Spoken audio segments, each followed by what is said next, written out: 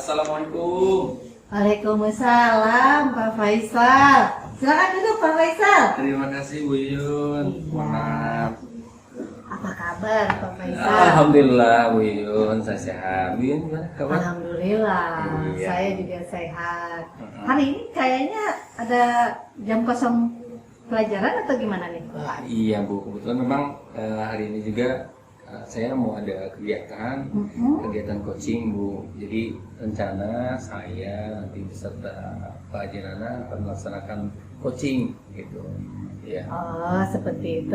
Iya, saya juga dapat informasi ya. Betul. Kalau Bapak mau melakukan proses coaching nih sama Iya. Pak Haji Nanang ya. Betul, iya Bu. Sepertinya Pak Haji Nanang ada permasalahan ya. Oh iya, nanti kita berusaha dalam proses coaching ini paling tidak nanti bisa menemukan solusi gitu. Oke, alhamdulillah. Alhamdulillah. Betul. Saya ucapkan semangat nih Betul. untuk Pak Faisal. Siap. Tapi Pak Faisal begini nih, Iya, siap. sebelum melakukan proses coaching nih, kira-kira bagaimana rubrik penilaian yang Pak Faisal akan lakukan? Terkait rubrik penilaian Bu ya, itu secara garis besar nanti semua kegiatan coaching ini kita akan mengikuti alur tirta. Jadi memang posisinya dari mulai kita menentukan tujuan utama, kemudian kita mengidentifikasi masalah, kemudian juga kita merencanakan rencana aksi sampai ke tanggung jawab. Jadi posisinya memang kita akan mencoba runtut sesuai dengan alur tirta gitu. Luar biasa nih Pak Faisal ya. Nah Pak Faisal, saya mungkin agak mengingatkan sedikit Ya, nih ya. betul, Bu. Ada 3 kompetensi nih Pak Faisal ya. Ya. 3 kompetensi coaching. Yang pertama kehadiran penuh, kedua Betul. mendengarkan aktif, yang ketiga mengajukan pertanyaan yang berbobot nih. Betul. Nah, sekarang saya mau tanya nih ke Pak Faisal. Kira-kira kompetensi apa nih yang akan Pak Faisal kembangkan dalam proses coaching nanti? Dalam proses coaching nanti Bu, terkait proses ya yang kompetensi apa yang kita kedepankan, itu kalau saya dari mulai mendengarkan aktif sampai dengan nanti mengajukan pertanyaan-pertanyaan berbobot, itu yang akan nanti kemungkinan dalam prosesnya akan dikedepankan dan akan dikembangkan kompetensi itu Bu. Wah, luar biasa nih Pak Iya. Faisal ya. Terus kira-kira nih indikatornya akan menggunakan kata kunci apa nih? Iya, jadi terkait indikator nanti ketercapaian gitu Bu, Ya. ya saya pasti akan menggunakan kata kunci yang paling tidak itu akan berusaha menggali potensi dari si coach ini agar nanti pada akhir dari kegiatan coaching ini ya si coach sendiri yang akan menemukan solusinya gitu Bu. Nanti kan dalam prosesnya seperti itu. Wah, luar biasa. Iya. Menurut saya sih nanti ini kayaknya proses coaching Bapak dengan Pak Haji Nanang pasti akan berjalan dengan baik nih, luar Siap, biasa. insya Allah, Bu. Tapi buat catatan sedikit Iya, aja betul. nih Iya, siap. Pak Faisal, Ah. supaya nanti berjalan tambah hebat, Iya, tambah lancar gitu ya. Ternyata ada beberapa paradigma berpikir coaching nih Pak Faisal. Iya, betul. Nah, pertama apa tuh ya Pak Faisal? Kita harus fokus ya, fokus pada coaching yang akan kita kembangkan. Betul. Kemudian harus bersikap terbuka dan ingin tahu sebagai coaching ya. Iya. Kemudian yang ketiga memiliki kesadaran diri yang kuat.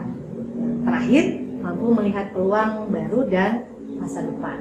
Saya yakin nanti proses coaching ini paradigma berpikir coachingnya pasti akan dilakukan oleh Pak Faisal. Siap, insya Allah Bu. Mudah-mudahan proses coaching ini berjalan dengan lancar seperti apa yang sudah diharapkan.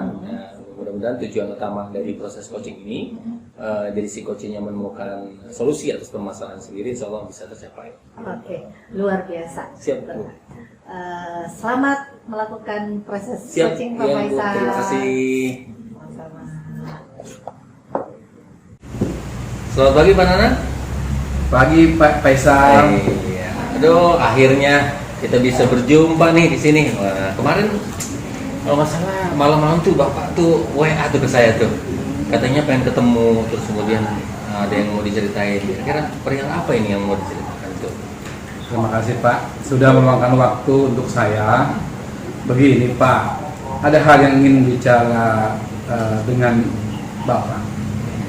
Wah, dengan senang hati Pak Nanang. Kira-kira apa nih yang mau diceritakan nih? Begini Pak, ada hal yang ingin saya bicarakan dengan Bapak.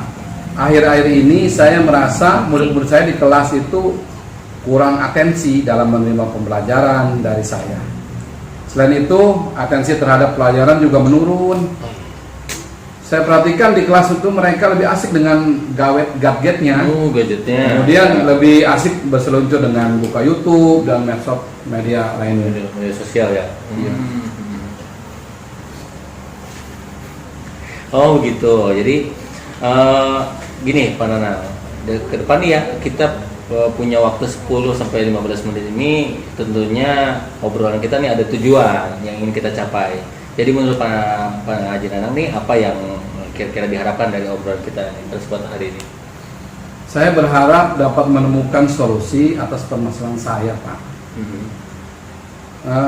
Permasalahan saya itu kan kurangnya atensi murid-murid di kelas saya dalam menerima pembelajaran, dan atensi murid terhadap pembelajaran yang menurun karena lebih asik main gadget tadi, main gawai. Oh iya benar ya.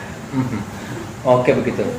Mudah-mudahan pertemuan kita nih bisa sampai dengan tujuan tersebut ya, Pak Nanang. Kemudian menurut Pak Nanang sendiri, atensi dalam pembelajaran di kelas itu seperti apa menurut Pak Nanang? Bagi saya Pak, atensi murid itu dalam pembelajaran itu mereka fokus pada apa yang saya sampaikan dan mengikuti langkah-langkah pembelajaran saat itu, misalnya mengikuti diskusi dengan baik dan paham dengan materi yang diberikan saat itu. Jadi murid itu tidak sibuk dengan dunianya sendiri, raganya di kelas, tetapi perhatian fokus sama gawainya untuk buka medsos atau YouTube. Sering terjadi itu Pak, benar. Nah, berarti itu atensi dapat itu siswa itu jadi dapat fokus ya dan mengikuti setiap tahapan pembelajaran. Bukan begitu Pak? Iya seperti itu Pak, maksudnya Pak. Oh iya. Terus apa situasi yang terjadi saat ini mengenai atensi murid di pelajaran Bapak? Jadi sekarang tuh murid lebih suka pegang HP, buka tutup sosmed, Instagram, TikTok, dan YouTube saat belajar di kelas berlangsung. Akibatnya saat ditanya mengenai pelajaran atau materi, saat itu lebih banyak diam, ngomong, dan cenderung menjawabnya itu tidak tahu Pak. Begitu Pak. Iya benar. Jadi perhatian anak tuh lebih banyak ke gawainya, ke HP-nya gitu Pak. Iya begitu Pak. Oh, kalau gitu. Kalau kita ukur via level ya Pak, dari 1 sampai dengan 10. Atensi murid Bapak itu dalam pembelajaran ada di level berapa? Kalau untuk sekarang saya rasa atensi mereka ada di terhadap pembelajaran ya. Betul. Ada di level 5. Karena paling satu kelas itu hanya 3 sampai 5 orang saja. Selebihnya banyak yang nggak fokus, suka lebih senang pakai HP Pak. Aduh, sekarang memang HP itu. Kemudian di level berapa nih kalau menurut Pak Nanang itu bisa dikatakan murid-murid Bapak itu sudah mulai fokus memberikan perhatian terhadap pembelajaran? Saya sih nggak muluk-muluk Pak. Mereka sudah sampai lebih fokus itu tidak main HP di level 7 ya sudah, menurut saya cukup, sudah bisa lah menilai bahwa atensi mereka lebih baik dari sebelumnya. Level 7 ya? Ya. Sekarang dalam bayangan Pak Nanang tuh murid yang punya atensi pembelajaran itu seperti apa? Yang pertama, Ya. mereka itu fokus memperhatikan, fokus khusus lah. Ya, betul. Kemudian yang kedua, mereka suka bertanya hal-hal yang tidak diketahui dalam materi tersebut. Kemudian yang tiga, memberikan jawaban pertanyaan yang diberikan. Karena kalau ditanya kan bengong. Jadi, nah kemudian guru dan temannya berperan aktif dalam bekerja sama menyelesaikan tugas materi pembelajaran bersama-sama. Jadi ada 4 poin ya yang menjadi kategori murid Bapak tuh dalam atensi pembelajarannya. Terus apa kira-kira yang membuat 4 hal ini belum terjadi di pembelajaran Bapak? Kalau saya ingat kembali, hal yang menyebabkan murid-murid saya kurang atensi dan kurang memperhatikan pembelajaran, malah lebih asik dengan main HP, adalah yang pertama, pembelajaran saya itu sebetulnya monoton Pak. Ya, mungkin karena bosan kali dengan saya. Kemudian yang kedua, saya terlalu dominan untuk ceramah Pak. Memang hobi saya ceramah. Kemudian bercerita di depan murid-murid. Nah kedua, saya kurang memberikan kesempatan pada murid saya untuk berpendapat. Padahal harusnya saya memberikan kebebasan kepada murid-murid saya untuk aktif berbicara pada pembelajaran saya. Betul. Oh begitu Pak. Kira-kira apa saja yang dapat membuat murid Bapak tuh dalam pembelajaran atensinya semakin baik? Menurut saya sih sepertinya murid-murid itu pasti menginginkan pembelajaran yang asik, tidak monoton, menyenangkan, inovatif, kreatif. Ya sepertinya rata-rata harusnya seperti itu Pak. Wah, kalau gitu saya sependapat tuh dengan Pak Haji. Terus kalau menurut pendapat Pak Haji itu apa saja yang membuat murid-murid merasa asik, tidak bosan, kemudian merasa senang dalam pembelajaran yang Bapak sampaikan? Menurut saya itu pembelajaran harus berpusat pada murid Iya. dan lebih inovatif. Murid diminta untuk aktif dalam pembelajaran. Adanya speaking Ya. ataupun game supaya pembelajaran lebih menarik. Betul. Selain itu, saya akan memberikan sumber belajar yang beragam dan mengasihkan. Pokoknya akan saya buat kelas lebih menarik lah Pak. Luar biasa. Nah, kalau boleh tahu, Bapak menggunakan sumber belajar apa saja ya di kelas ketika pembelajaran? Saya biasa menggunakan buku teks yang ada di perpustakaan Pak. Cuma itu aja. Ada sumber belajar yang lain nggak Pak selain itu? Sebenarnya sih banyak Pak. Sumber belajar seperti video YouTube, bisa di blog, atau tulisan ilmiah di internet. Kemudian atau bisa juga menggunakan aplikasi yang sedang tren. Ya Pak ya, seperti Instagram, Facebook. Bisa juga dengan menggunakan Wordwall dan Kahoot untuk mengadakan kuis agar lebih menarik sebetulnya. Nah, betul itu Pak. Saya yakin bila Bapak menggunakan berbagai macam sumber belajar yang tadi tuh, itu akan membuat murid makin antusias dalam pembelajaran dan juga makin meningkatkan perhatian murid dalam pembelajaran yang Bapak sampaikan, Bapak lakukan di kelas. Jadi sekarang apa rencana Pak Haji untuk menyelesaikan masalah ini? Sepertinya saya akan merancang pembelajaran yang menyenangkan Pak. Inovatif dengan menggunakan sumber belajar yang beragam seperti video YouTube, kemudian artikel di blog, atau tulisan ilmiah di internet. Lalu akan memberikan persoalan-persoalan sebagai pemantik yang sedang viral di masyarakat. Selanjutnya menggunakan aplikasi yang sedang tren, ya Pak ya, seperti Instagram, Facebook. Bisa juga dengan menggunakan WA atau Kahoot untuk mengadakan kuis. Pokoknya akan saya buat menarik lah.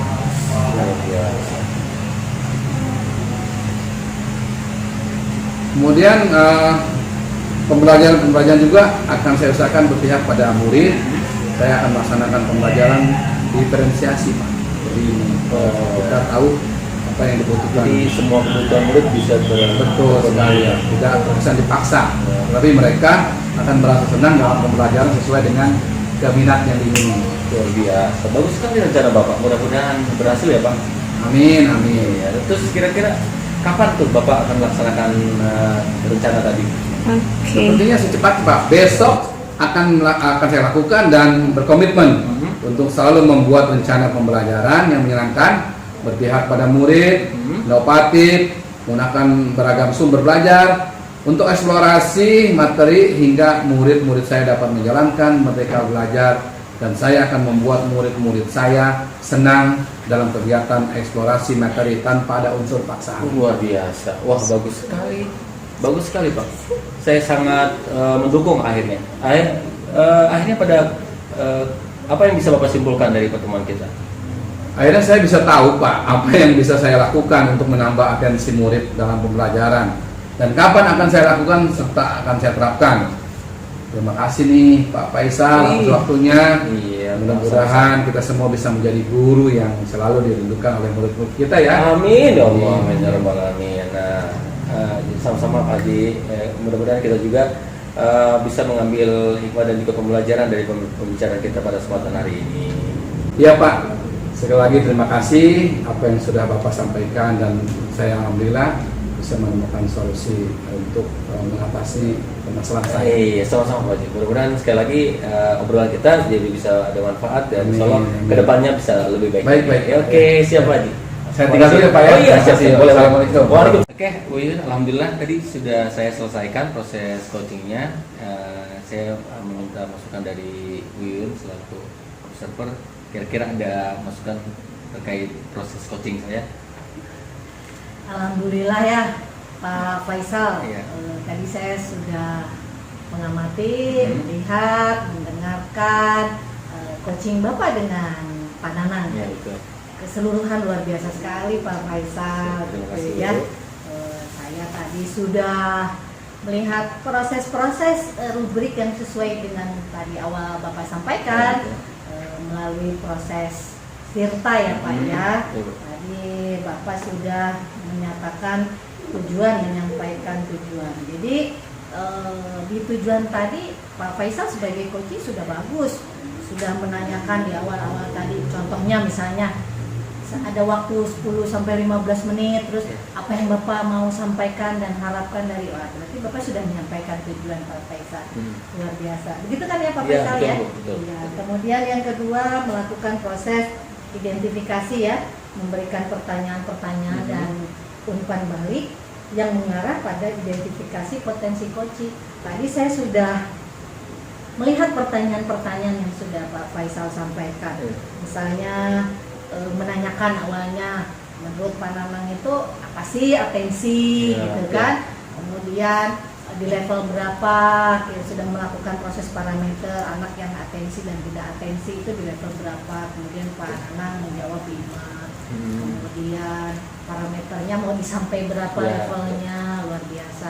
Kemudian apa yang tadi juga ada pertanyaan lanjutannya bahwa Bapak Faisal tadi juga bicara bahwa apa saja sih agar atensinya betul. Gitu ya. Nah itu udah luar biasa Pak Faisal ya.